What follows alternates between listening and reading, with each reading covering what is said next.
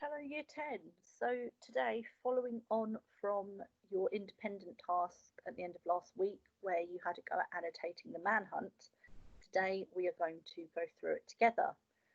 Hopefully, for those of you that have done some really detailed annotation, I was really impressed with independently. Hopefully today you'll be able to add a few things that you weren't able to think of yourself. But well done, because having the confidence to independently annotate and interpret a poem for yourself is really important, because remember, one part of your literature GCSE is writing about two poems you've never seen before, so it's really good practice for that.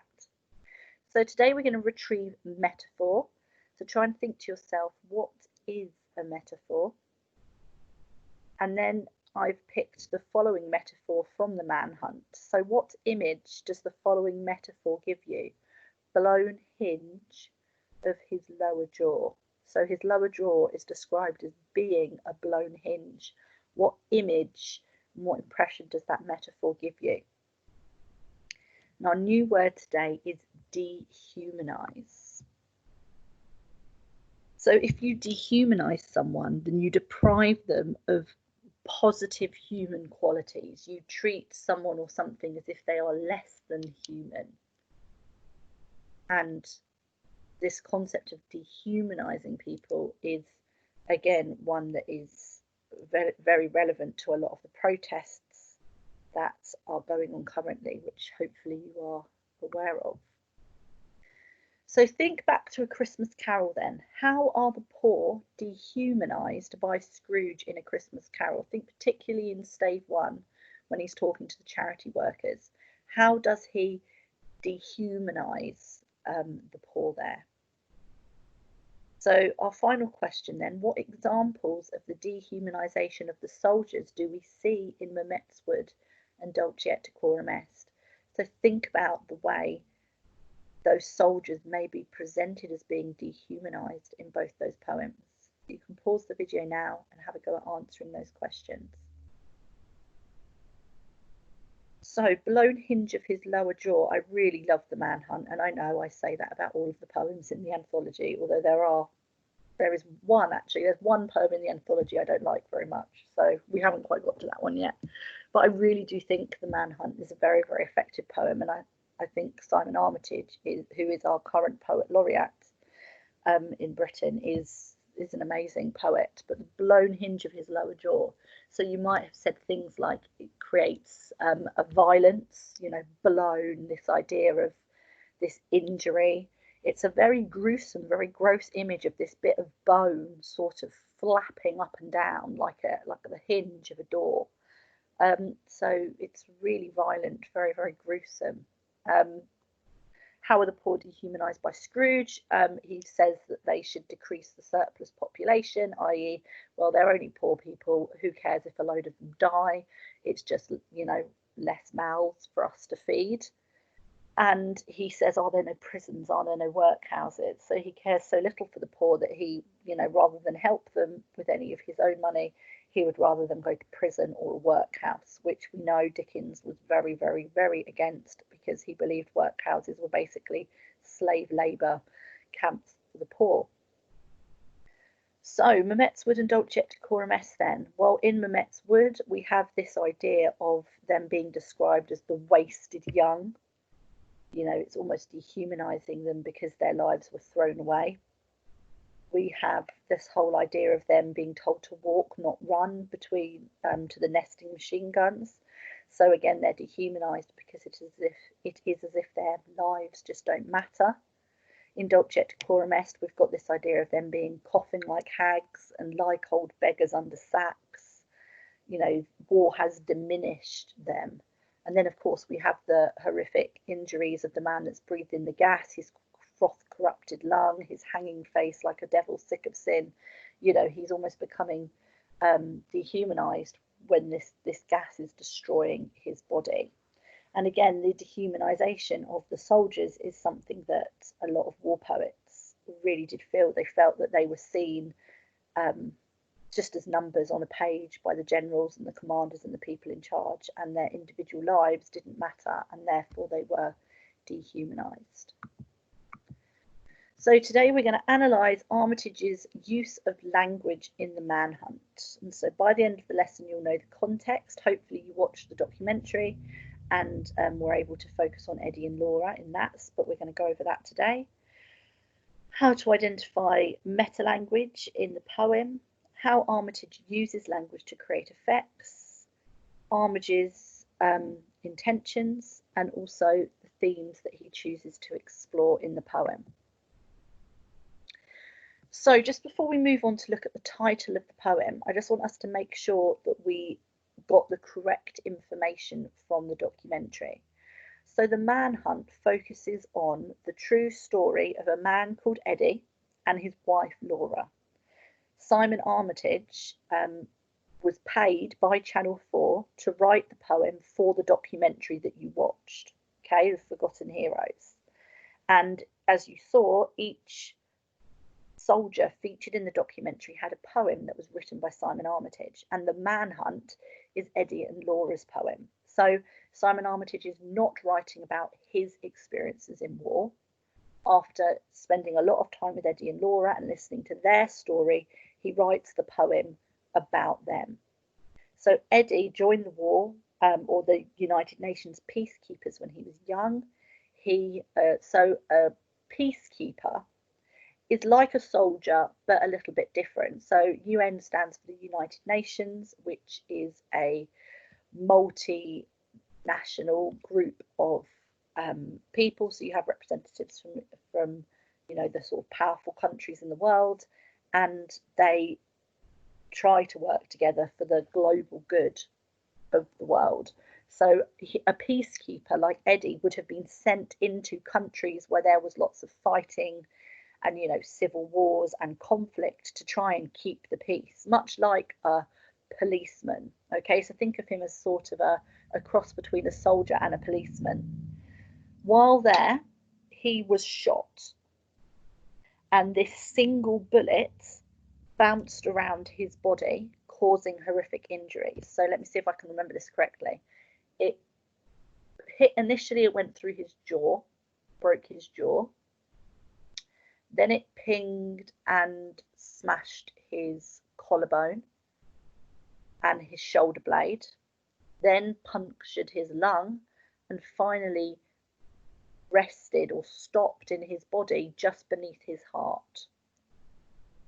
Okay, so this single body bullet ricocheted around his body and caused all this damage that we hear about in the Manhunt. Now, the Manhunt is from the perspective of Laura, his wife, okay? She is the voice of the poem. And in the Manhunt, Eddie is back from, fighting. His body or his injuries have physically healed, although the scarring is huge. And Laura is trying to come to terms with the man Eddie is now, both physically, the fact that physically he looks different as a result of his injuries, but more importantly, emotionally and psychologically. So Eddie's experiences as a United Nations keeper have almost changed him completely. And Laura has to try and come to terms with the fact that he's not the man she married, and work on their relationship to try and get to know him again. And the way she tries to get to know him again is by trying to understand his injuries. And in the poem, we see her systematically go through each injury, each scar, to try and understand the man that he's become. And you would have heard in the documentary that Eddie suffered from post-traumatic stress disorder, that he could become incredibly violent towards her. And she mentions having to leave the house with her children for their own safety, that anything could set him off. A balloon bursting at a children's birthday party could set him off. He is someone that's not just physically damaged, but incredibly emotionally and psychologically traumatized. So what Simon Armitage does in this poem very cleverly is he makes it about love and relationships. He makes it about Laura desperately not giving up on Eddie when a lesser woman could have walked away. But she knows that she has to almost begin again to get to know who he is. We have this whole concept of war and the trauma and the injuries and the horror of war based on what Eddie has survived and the impact that's going to have on him for the rest of his life. And we also have the theme of loss. Eddie has lost the man he used to be before the war. Laura has lost the man that she married before the war. They have lost a massive amount in their relationship, but there's hope that they're working towards repairing it. So we have these three themes sort of intertwined in this poem. So the Manhunt is a fantastic poem to come up in the exam or to choose to write about, because there's so much contextual information that you can weave into the poem. Okay, so if you haven't already made some notes about the context, it's really important that you either pause the video, re-listen to what I've just said, and make sure you've got some of those notes down. Okay, so let's look at the title then. And as I've said before, when we annotate a poem, looking at the title is really important. Just like in the unseen poetry section, look at the title of the poems for clues. So the Manhunt then. So the article "the" suggests that it is a particular person who is being hunted. It conveys a personal tone to the poem. We know that this is a very personal poem about Eddie and Laura. Manhunt suggests that the man is a hunted criminal who has become lost, but the context of this poem tells the reader that it is a wife, Laura, who is searching for her lost husband, Eddie.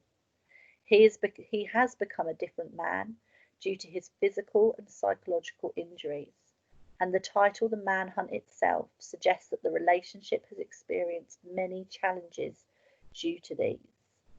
So this idea of a manhunt, Laura is hunting for the man that she used to know, but also the man that he has become. So the criminal on trial here is the Bosnian War and its impact on relationships, families, love, humanity, and the civilians left behind. So we can see here, again, the theme emerging of the destructive power of war. So you can see similarities in the Manhunt between Dolcet Coram Est, Mehmet's Wood, when we look at the negatives of war, and of course very different to a poem like Brooks the Soldier, which is of course very patriotic, idealistic and positive.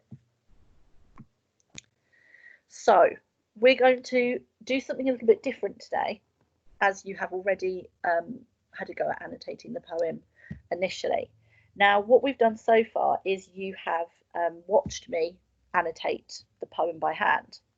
Now I hope that has been useful, doing it that way, and there's no reason why I won't go back to doing it that way. But one thing I have thought about is what you're basically doing is copying my annotation.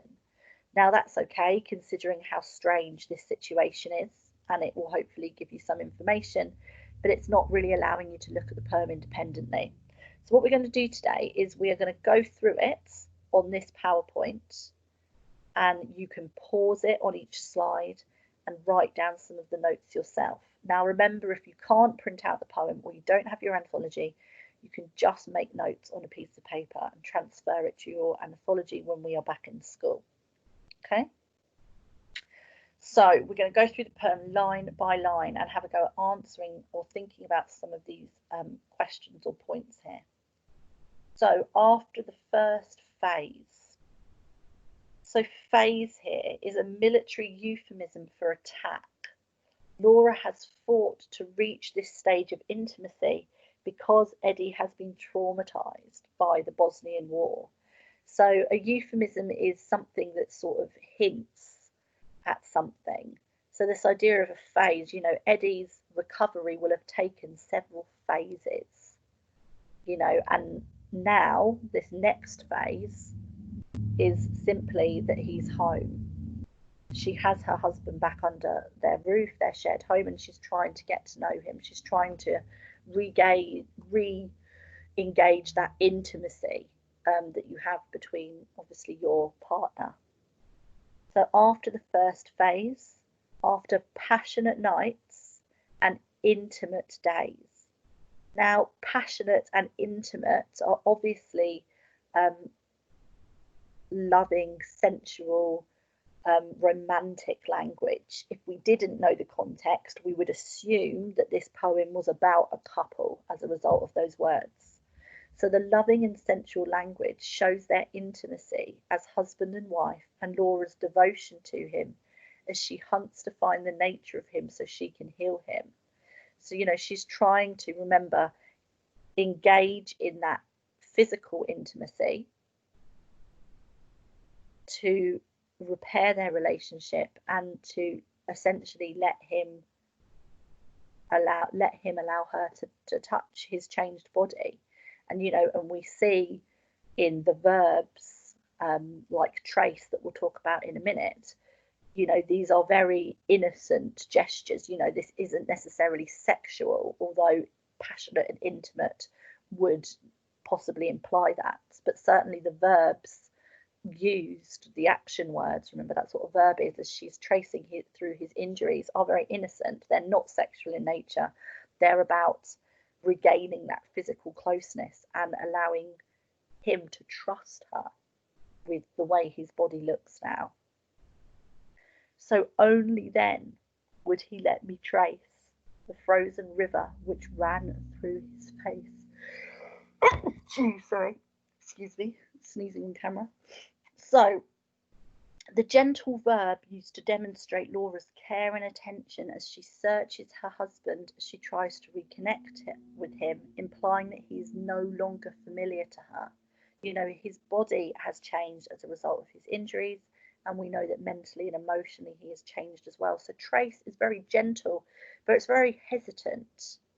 You know, it's a very light, gentle touch, as if she's worried, you know, almost like you would a wild animal that you're worried is going to, you know, bite your hand if you try and stroke it. There's this impression of being hesitant or maybe a little bit nervous as to whether he's going to accept that affection from her. So you'll see in the poem that these couplets, essentially these two lines, follow a pattern. We often have the phrase only then at the start. We have a verb, in this case trace, and we have a metaphor for his injuries. And the form and structure follows this very sort of repetitive structure here. So the frozen river which ran through his face. Now this is obviously describing the wound, the healed wound where the bullet first entered his body. So what we have here is the metaphor used to describe the positioning of his scar. You know, it's a permanent reminder of Eddie's disfigurement, and it's an everlasting impact on his mental and physical health.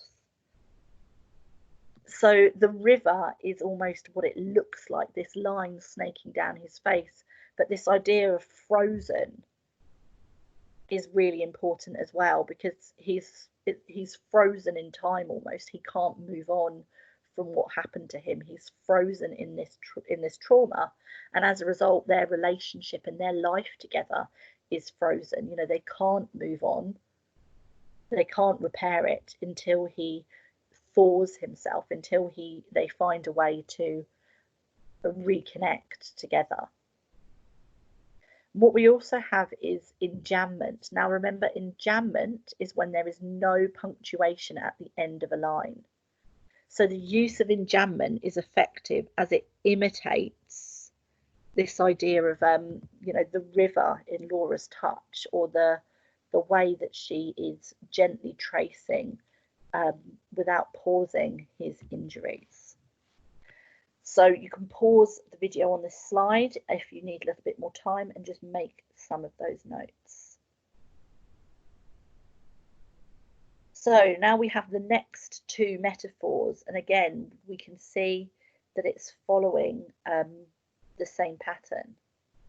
Only then, so we have this repetition.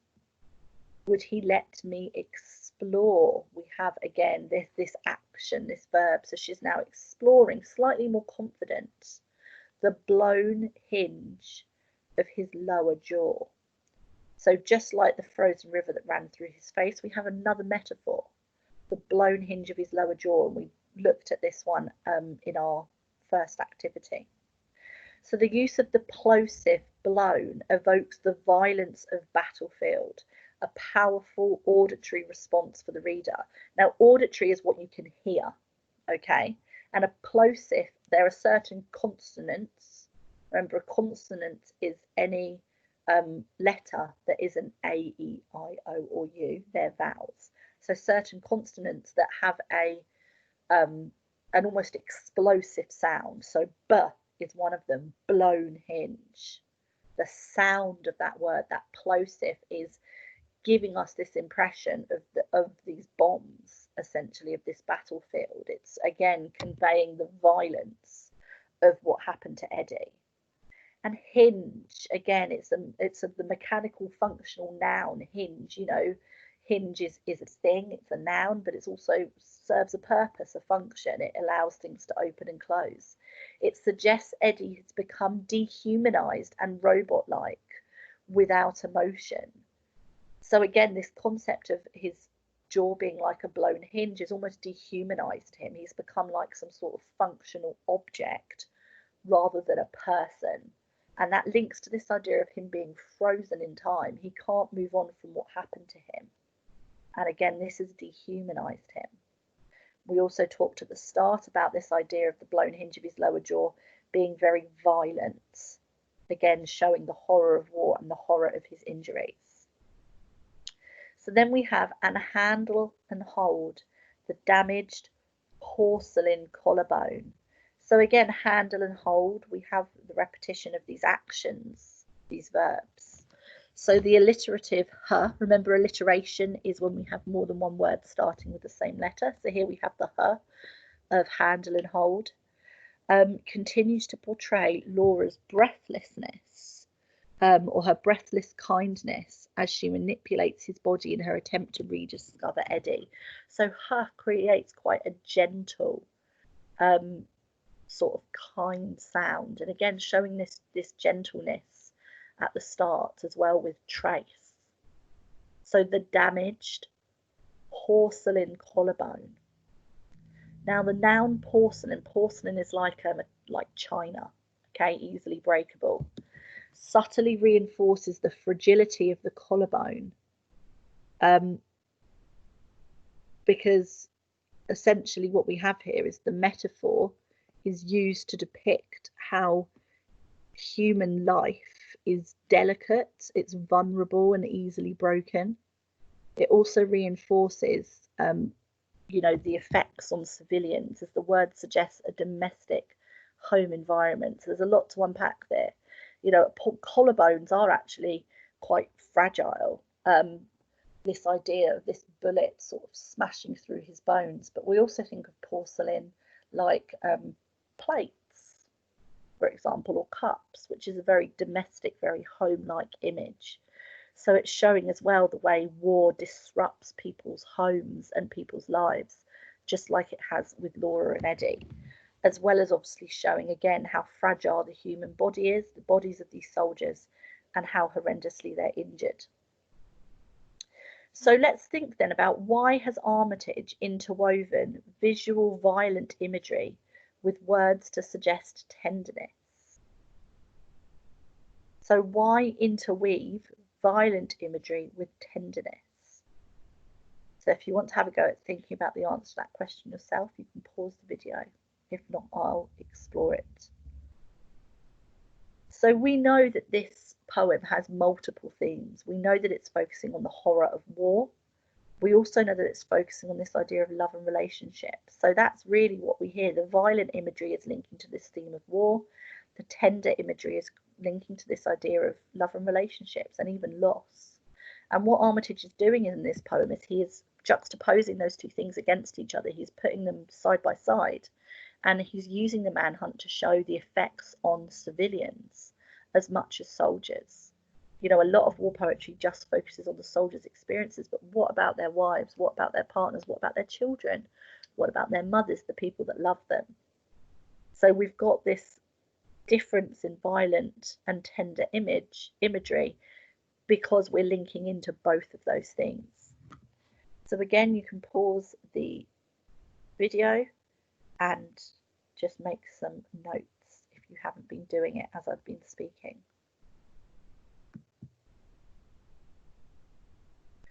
So we can see again these couplets, and we can see the similar pattern. And mind and attend the fractured rudder of a shoulder blade. So we've got mind and attend, again, are verbs which continue to evoke Laura's tenderness as she traces the pathway of the bullet with her touch. The use of the enjambment mimics the bullet's journey, so we can see the lack of punctuation after attend, mimicking this journey of the bullets in his body. And then fractured rudder gives a visualization to the damage to the shoulder blade, but it's also a nautical metaphor. Now, nautical refers to the sea, so it's a boat metaphor to convey that Eddie has become lost and requires Laura's navigation. Like the bullet, they too are on a journey. So a rudder is used to steer a boat, okay? So the fact that Eddie's metaphorical rudder is fractured shows that if he's the boat, think of Romeo and Juliet, when he asks fate to direct the steerage of his course. You know, Romeo is the metaphorical boat there. Eddie here is, you know, he's the metaphorical boat, and his rudder is fractured.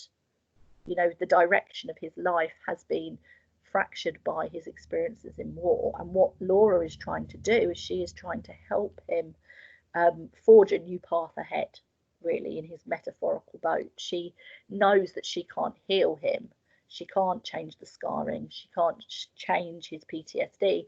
What she can do is they can build a new life together. And, you know, yes, the journey of this boat will not be the journey it was before war, but it's a new journey that they can go on together. So it's a really clever and very subtle, subtly hopeful, I think, image that actually if they can just become a united team again, they can repair their relationship and not have the same as they had before, but something different and maybe even something stronger.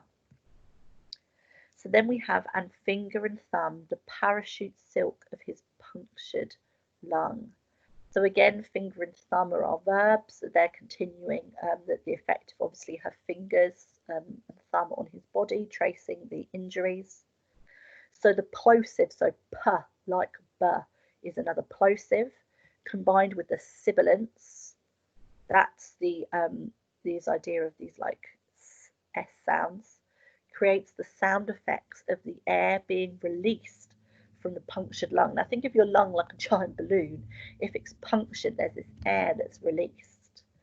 And the military metaphor of parachute silk has been used to imply that the lung is delicate and easily torn. You know, silk is a very delicate material. And, you know, this idea that obviously if your parachute is punctured, you're going to fall and you're going to die. So again, it's showing this idea of Eddie's journey is off course. You know, his parachute is not going to catch him, is not going to save him, and he's got to find a way to overcome what has happened to him and to move on with his wife. So we have our full stop finally. And from memory, without having the whole poem in front of me right now, I'm pretty sure that's the first full stop.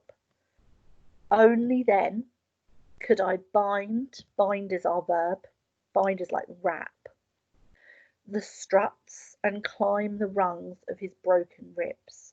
So struts and rungs continue the military references as Laura climbs his rib cage. So think of struts and rungs like a ladder. Okay, and this is a really, really interesting bit of the poem because the structure of these lines are crafted as the ladder that Laura is ascending as she traverses Eddie. So if you look at the poem in front of you and you look at the way it's spaced in these two-line stanzas, imagine drawing two vertical lines up either side of the edges of those couplets. It would visually look like a ladder. And those of you in my lessons will remember when we talked about the technique of mimesis, when we looked at living space. And this idea of mimesis is when something structurally about the poem, the way the poem is structured and organises, mirrors something about the poem itself. So we can see this mimesis here, that the whole poem, if you draw those lines, looks like a ladder, the rungs, struts of a ladder.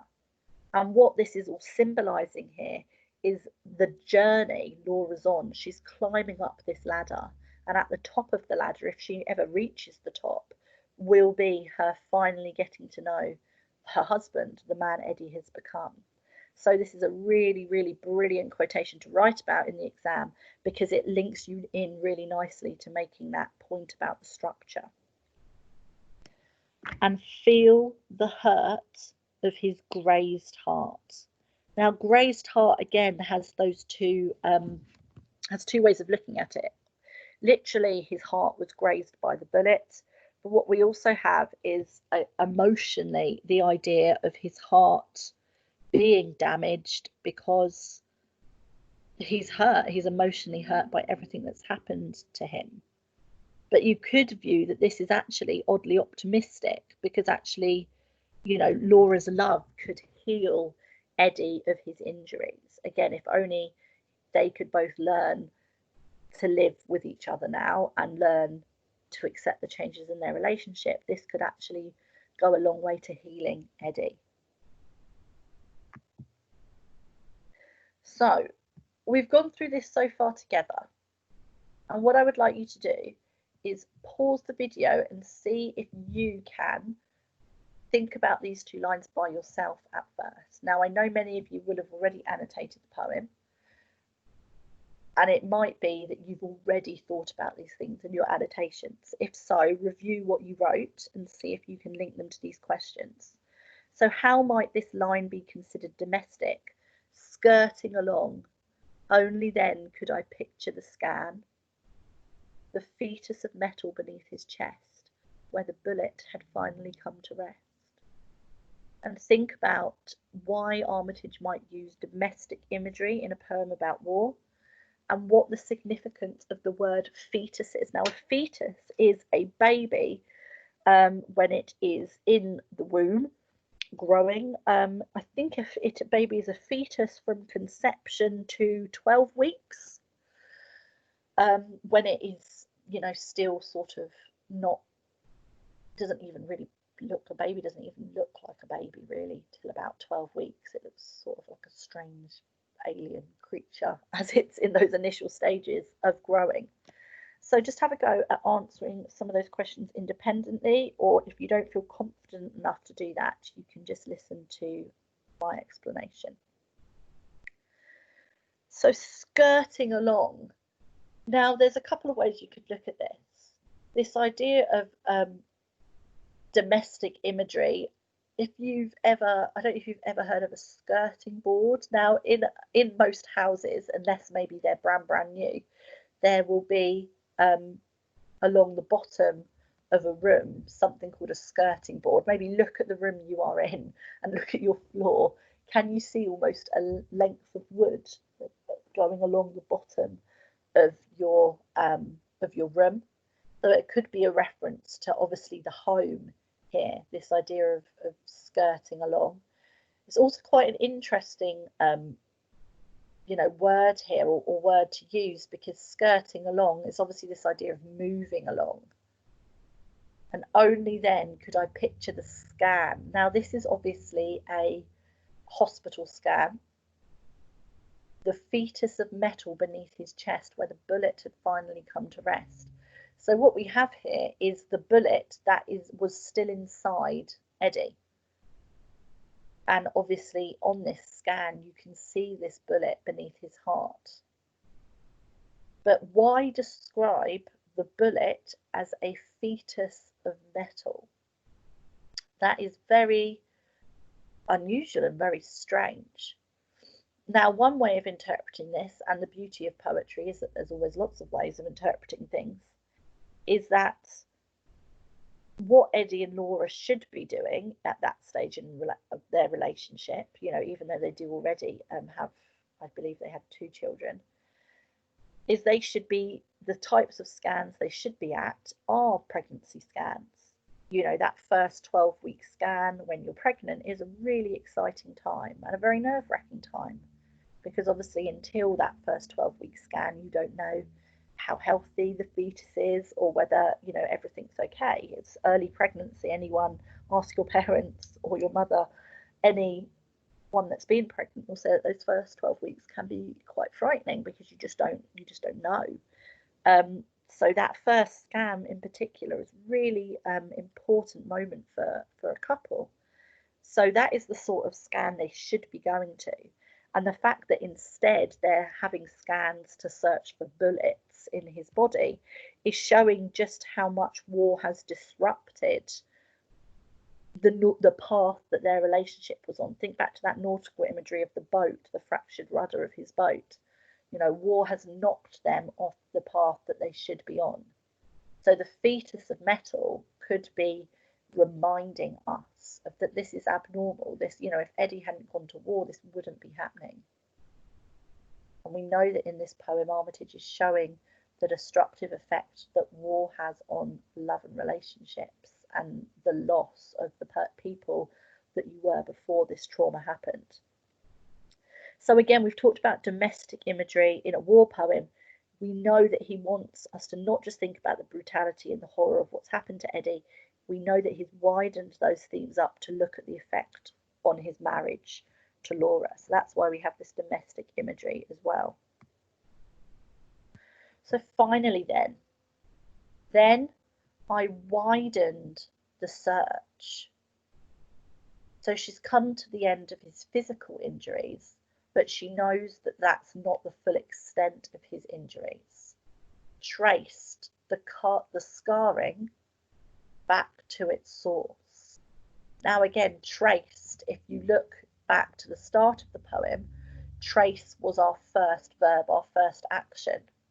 Now structurally that's quite interesting because we have this idea that once she's got to know his physical injuries, she almost has to start right back again at the beginning with his psychological injuries.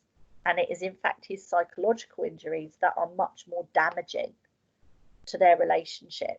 She physically, loves him. Yes, his body looks different, but that doesn't make her love him any less. But the real difficulty in their relationship is as a result of his psychological issues. So traced the scarring back to its source. So the source of his trauma, the source to all of his problems is psychological.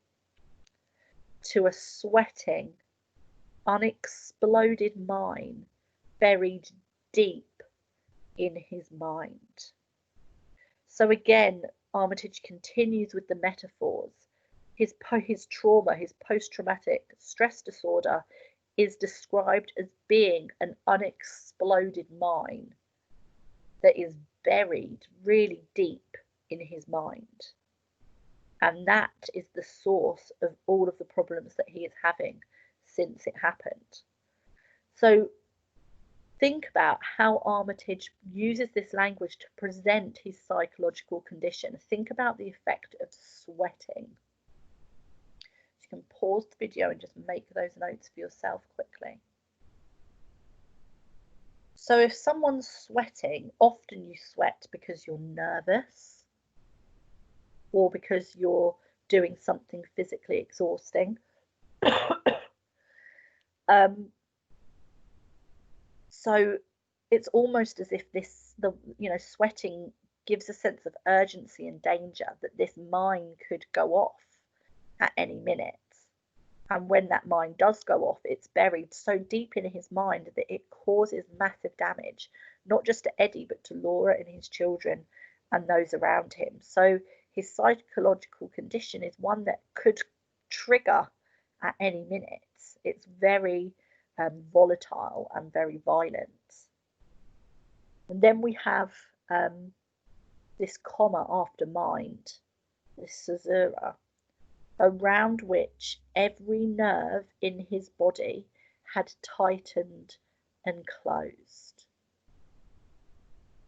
So we have this linking through the enjambment of this sweating, unexploded mind to the fact that every nerve in his body had tightened and closed around this mine, this trauma. He's so closed off because he's trying to essentially protect himself here. He's trying to protect himself from further damage through triggering this unexploded mine.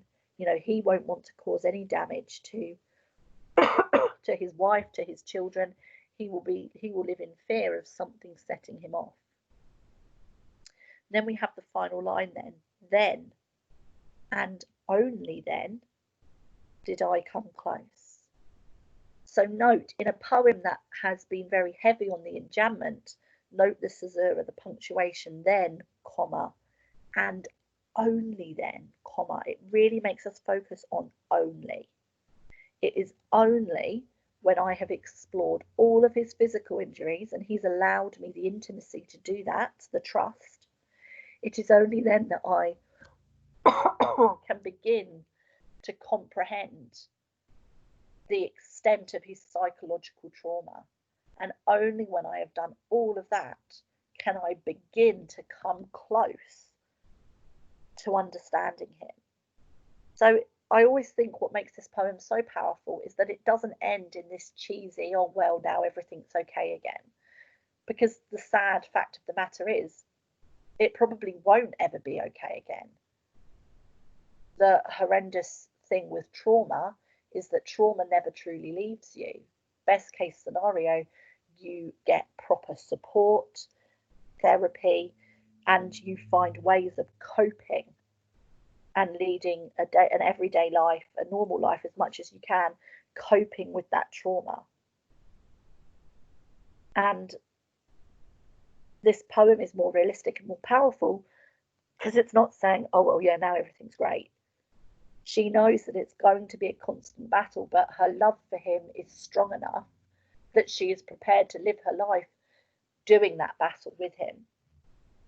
And I think that's why this poem is so effective. That combination of love and relationships and the horror of war combines to make something that is incredibly powerful, because you really feel her love for him in that final line. She knows she's never going to truly understand and never truly going to repair what's happened between them, but she's prepared to spend the rest of her life making that effort. And I think that is really quite extraordinary. So hopefully you have been able to make some good notes. Do let me know if you find the way of me hand annotating it on the visualizer, if you find that much easier to follow, then I'm totally happy to do that. It doesn't make a massive amount of difference for me. I just thought we'd try something different this week, but do let me know if you would prefer to do it through the visualizer rather than a PowerPoint. So finally then, what do you think the most effective metaphor is in the poem that presents Eddie's injuries, and explain how it is effective? So pick one of those metaphors. Why do you find it so effective? Remember, having your own personal critical opinion of the writer's use of language is what gets you the higher marks. And thinking back to our new word, dehumanize, how is Eddie dehumanized in the Manhunt? Okay, well done. Tomorrow we are going to look at another poem, A Wife in London, which links really nicely to the Manhunt because it also focuses on war and love and relationships. Okay, well done.